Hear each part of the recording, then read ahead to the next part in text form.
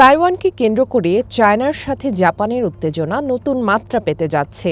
জাপানের iron lady হিসেবে পরিচিত সানায়ে তাকাইচি দেশটির প্রধানমন্ত্রী হিসেবে দায়িত্ব নেয়ার কিছুদিনের মধ্যেই চায়নার বিরুদ্ধে মিসাইল মোতায়েনের হুঁশিয়ারি দিয়েছিলেন। আগামী ৫ বছরের মধ্যে চায়নাকে প্রতিহত করতে তাইওয়ানের কাছে সারফেস টু এয়ার মিসাইল মোতায়েন করবে জাপান। বেইজিং টোকিও উত্তেজনার আগুনে নতুন করে ঘি ঢেলেছে এই খবর। 2031 সালের মার্চ মাসের মধ্যেই তাইওয়ানের কাছে অবস্থিত জাপানের পশ্চিমাঞ্চলীয় প্রত্যন্ত ইয়োনাগুনি দ্বীপে ক্ষেপণাস্ত্র মোতায়েনের ঘোষণা দিয়েছে জাপান। 2022 সালে দেশটি এ পরিকল্পনার কথা প্রকাশ করলেও মঙ্গলবার প্রথমবারের মতো ক্ষেপণাস্ত্র মোতায়েনের একটি সময়সীমা ঘোষণা করলেন জাপানের প্রতিরক্ষা মন্ত্রী শিনজিরো কোইজুমি। তিনি জানান, ইয়োনাগুনি ইউনিটটিতে থাকবে মাঝারি পাল্লার সারফেস টু এয়ার মিসাইল ব্যবস্থা, যা বিমান এবং ক্ষেপণাস্ত্র প্রতিহত করতে সক্ষম।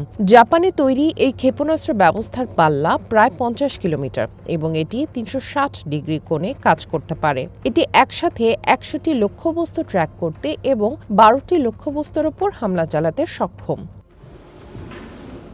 এই ঘোষণার একদিন আগে জাতীয় নিরাপত্তার কারণ দেখিয়ে জাপানের 20টি কোম্পানি ও প্রতিষ্ঠানের ওপর রপ্তানি নিষেধাজ্ঞা আরোপ করে বেইজিং। ইয়োনাগুনি দ্বীপটি তাইওয়ানের খুব কাছে অবস্থিত। গত এক দশকে দ্বীপটিকে একটি সামরিক ঘাঁটিতে রূপান্তরিত করেছে জাপান। সেখান থেকে উপকূলীয় নজরদারি চালায় দেশটি। জাপানের সামরিক বাহিনীর প্রায় 160 জন সদস্য সেখানে মোতায়েন আছেন। আগামী অর্থবছর নাগাদ ইয়োনাগুনি দ্বীপে শত্রুপক্ষের যোগাযোগ এবং রাডার ব্যবস্থা অচল করে দিতে সক্ষম একটি ইলেকট্রনিক ওয়ারফেয়ার ইউনিট স্থাপন করা হবে।